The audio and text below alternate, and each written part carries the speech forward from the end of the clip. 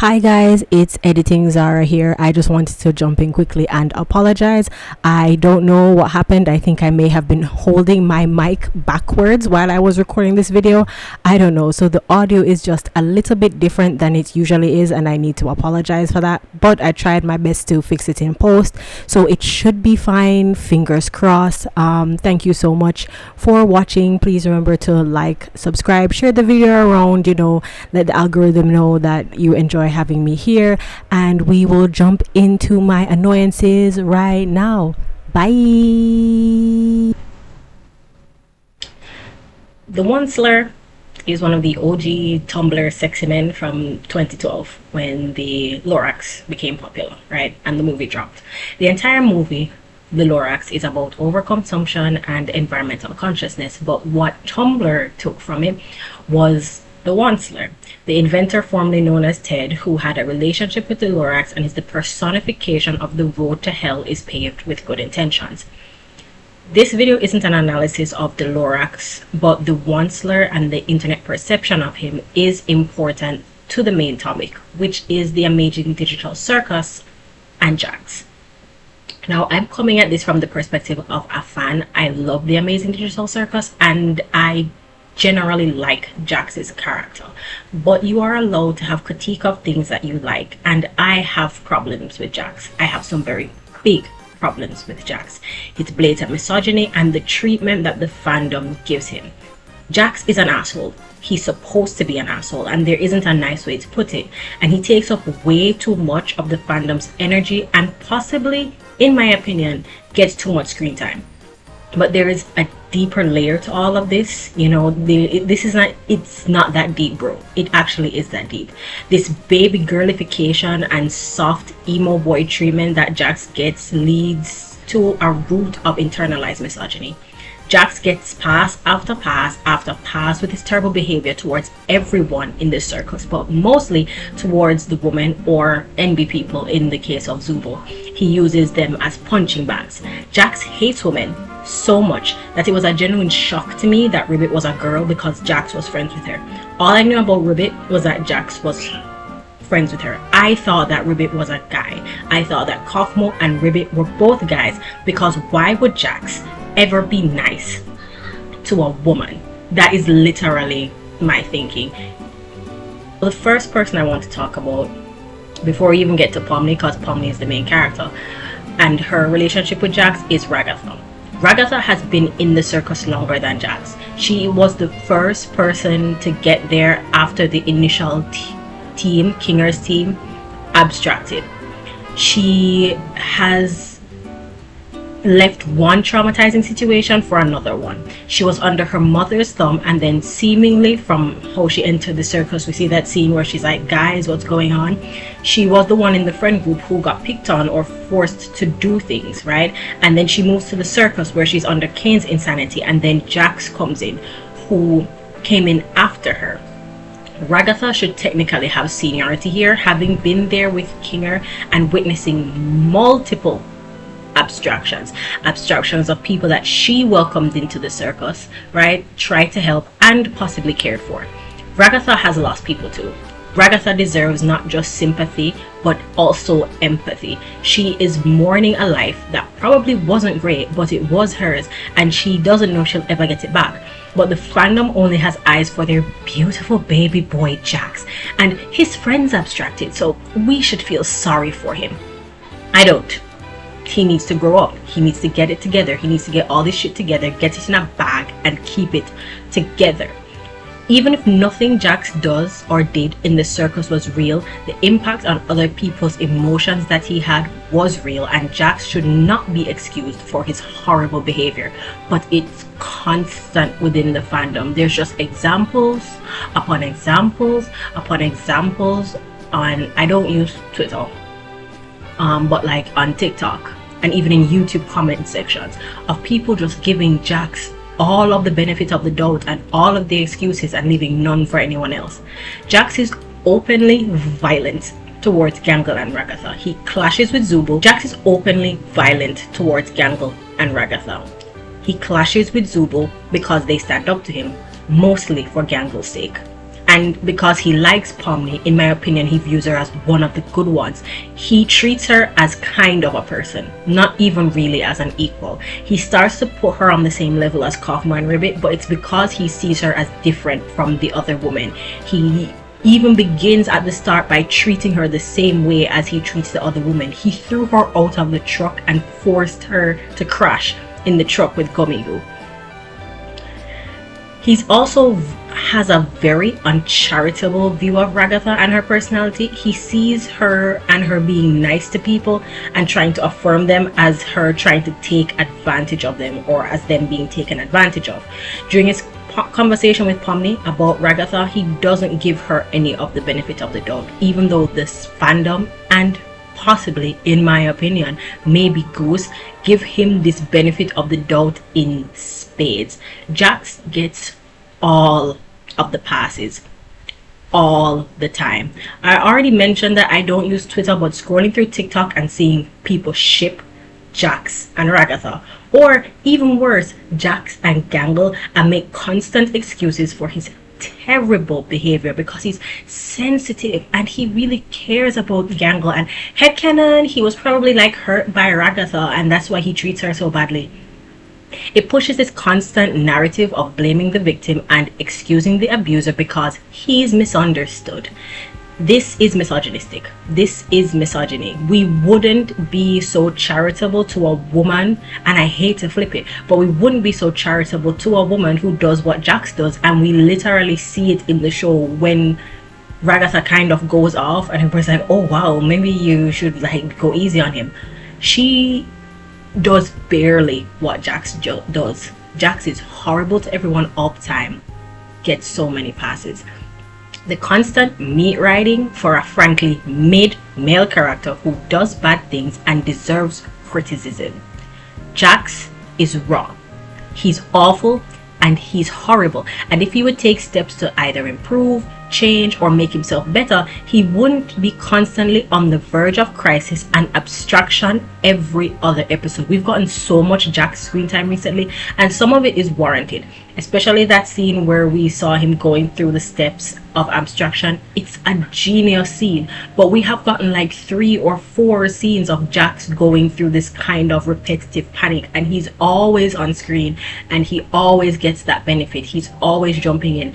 I think it might, yes, be part of his character where he kind of wants that constant affirmation and attention, but we are losing character development for other characters to have screen time on everybody's baby girl Jax, who, again, in my opinion, I think he's Goose's favorite character, which is why she treats him or with such like kid gloves almost, right? Jax never really faces the consequences for his actions unless we're going to be proven wrong somehow in episode 9, but personally I don't think so. Personally, I'd like to think that Jax and Ragatha are foils. They both have the ability to be blunt, straightforward, and rude, but where Jax has only had these traits and behaviors fed and enabled, Ragatha has not only had any backbone systematically being out of her, both figuratively by her mother and literally by Jax, she has been on the other side of that kind of abuse, and she refuses to inflict it on others. Ragatha could be angry and violent if she let herself.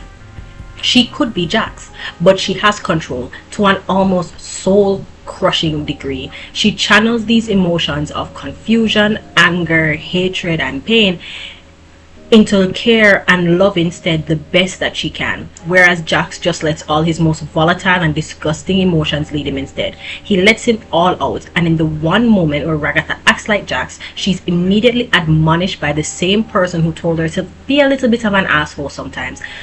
That scene made me so angry, not necessarily because it was out of character for Ragatha, but mostly because of how the fandom reacted to it. Oh my god, why would Ragatha talk to Jax like that? What do you mean, why would Ragatha talk to Jax like that? Jax needs somebody to talk to him like that. He needs somebody to tell him that he's an ass and he's mean and he's horrible and he needs to get it together. But no one is ever really willing within the narrative to treat Jax like that, because they handle him like he's a literal delicate flower who a slight breeze will bruise, and he's not. He's a grown man in a situation that they all need to pull together to make it through. Jax just gets to act like the worst, and we are just supposed to excuse it and love it because he's everyone's favorite. And I may be a little biased here because I do enjoy Jax as a character and as a plot device. I like the interactions he has with other people, and I kind of like seeing how their characters are pushed, right? Jax is part of the torment that they are experiencing, but that doesn't mean I like Jax. I don't. Somebody needs to deck him in the jaw, allegedly in Minecraft. Personally, I think we can see Goose's bias towards Jax as the episodes go on. He gets more individual screen time, and there isn't as much of the interesting dynamic that was present between him and Ragatha, or even him and Kinger in the pilot. He's also visibly horrible to Kinger in the pilot, but Jax's and Kinger's interactions dwindle as the season progresses because, in my opinion, the fandom likes Kinger. And Goose wants us to like Jax. If Jax is horrible to Kinger in the same way he's horrible to the others just as often, he'll be seen as the bad guy that he really is, and not the soft, sensitive, misunderstood emo boy he's been built up to be. Based on the current episode 9 trailer and the poster, it looks like we'll be focusing on Jax a lot, which I'm not necessarily a fan of. I want to see more of the others because a lot of them, I would say especially Zubul, I want to see a resolution to her character arc. I don't want it to be done off screen, right? Show don't tell. I want to see how she resolves that, because I like Zubul. I like Zubul and Ganbul. I like Zubul with Kinger. I like Zubul with Ragatha. She and Ragatha don't always see eye to eye, just like Jax and Ragatha don't always see eye to eye, but Zubul is always so much more charitable towards Ragatha than Jax can ever be, and Kinger is just gentle and loving to everyone, even in the moments where he doesn't really know himself. And I want to see more of that, more than just Jax's constant spiral. I would prefer to see what's going on in Pomni's head even more. We got some more of it in episode 8, and I'd like to see more of that in episode 9. Right? I like the character, but I want us to focus more on the others who haven't gotten as much on-screen development. But this is purely speculation when it comes to episode 9, and it could be the team purposely throwing us off, and I wouldn't be mad at that. I'd actually be quite happy about it. I like subversion and to be subverted, you know? Really, it sucks to see so many people, women especially online, defending Jax and his behavior, even if it isn't necessarily surprising. We saw this again, ties back to the onslaught. He was a horrible, like, he was a good plot device, but there were so many things that he did with his character that were terrible, and they just defended him. They defended him because he was their Tumblr sexy man. They defended him because he was a average looking white man. Let's be so for real. Like, they started shipping him with himself. It got really weird there for a while, right? But Jax and the Onslaught aren't the only examples of it. There are other examples of these made men, oh my goodness, constantly being, these characters constantly being defended even though their behavior is bad because they are misunderstood, and the root of it is misogyny. Jax is as deep as a puddle and does more to reflect the fandom that has built up around him and the show. Instances like this are what keep me personally from actively engaging in fandom culture, and I have resigned myself to being a lifelong lurker, because if we're unable as a community to critically engage with awful characters and why they are necessary to the plot of their stories, it just turns into the real world, where abusers are constantly excused and defended, but art does imitate life. Jax is a good character, not a good person, but a good character who serves to push the plot forward. But between the favoritism that Goose and the fandom give him and the inherent internalized misogyny, we aren't getting that fully fleshed out story that could be, which is genuinely a shame, because Goose and the entire team at Glitch are so thoughtful and intentional about this show, and I love it. I love it so much. I love it a lot. And hopefully I will be seated in theaters when episode 9 comes out, and I'll be screaming at the screen with everyone else. Glitch can take my time, money, and attention. I'm willing to give it to them because I like the show. I just know that it could be better. And if somebody started saying that it could be better and not getting constantly attacked for it all the time, especially when it comes to Jax's character. The fandom really hates when people talk shit about Jax when Jax deserves to have shit talked about him. That was like the biggest thing that I really needed to get off my chest before episode 9. I'm really excited for it, and I'm also extremely excited for the fact that I'm probably going to get to watch it in theaters. It's not 100% yet, but I might actually get to see it instead of having to wait for it to come out on YouTube, and I'm really excited. Thank you so much for watching this video. If you cut it here, that's fine, because I'm going to go into some personal theories that I have about what's going to be coming for episode 9, and I'm really excited for them. But thank you so much for watching this video. Please tell me, I know if you're here, you're probably not one of the Jax meat riding glazers. If you are, please tell me some of the other things that I might have missed when it comes to Jax's character. I'm especially intrigued by the dynamic that could have been between him and Ragatha. I think that could have been such an interesting dive. I really do think they are foils of each other. I think they bounce off each other really nicely. But let's get to the theories. Number 1, I think that Jax may be Kane's attempt of creating a human. The way how Jax is so scared of returning to the real world, like there's something he knows that he knows but he doesn't know. I think that Kane tried to create a person, maybe especially with all the abstractions that were happening, he tried to create a person that he could constantly just have in the circus, because he loves humans and he is a generative creative AI at the end of the day. So what would be the next logical step if not to create a consciousness, right? So I think that we might get that reveal that Jax is not necessarily a real person, but he's one creation of Kane. Either that, or that Jax and Bubble are pieces of Abel, or Abel was the inspiration for them, and so when Kane consumed the blue dot, or as we think is Abel, he spat out Bubble and he spat out eventually Jax, because he had that information in him. I think so. It's either that Jax is a full creation of Kane, or he is a full creation of Kane, but he took inspiration from what code he had for Abel and made Jax, right? The third theory I have is that the people that we see in the circus are uploaded consciousnesses, and their bodies are living in the real world normally. So when they put on the headset, I believe that their consciousnesses were uploaded to the circus, or the data, their mind data was uploaded to the circus, and that's what Kane has control over. But their actual bodies aren't just stuck there in CNA, because that would be kind of obvious if you walk into a place and you just saw dead bodies everywhere.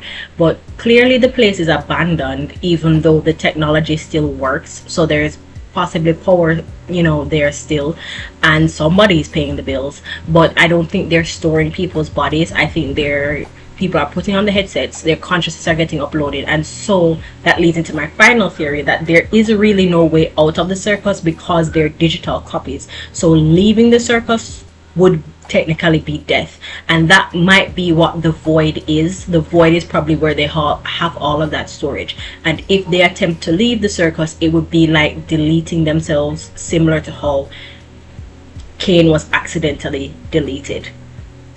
But those are my personal theories. If you have any theories, I love to hear them. I am just a little hungry pig, hungry for slop when it comes to, well, not really slop, but you know what I mean, like I'm just hungry for it when it comes to TADC content. I really do enjoy it. I've enjoyed the whole season. I'm probably going to do a breakdown of things at some point after episode 9 comes out, but I really had to get this off of my chest. It's been weighing heavily on my spirit. I can't stand the constant Jax glazing and meat riding. And I like Jax. I didn't fight back. That means I secretly... He might not be like my favorite character, but I do like Jax as a character. But it was too much for me. It was getting to be too much, seeing this constant like abuse of women from the fandom, who I believe is mostly women. Or from what I'm seeing, like the TikTok edits are what is taking me out. Like, guys, I don't mind like that drawing of Buff Kinger. Don't mind that, but the Jax glazing needs to stop. He's terrible. he's terrible. So but thank you so much for watching this video. If you liked it, make sure to move that like button, subscribe if you'd like to see more content from me. I have a podcast going, I have a whole series going.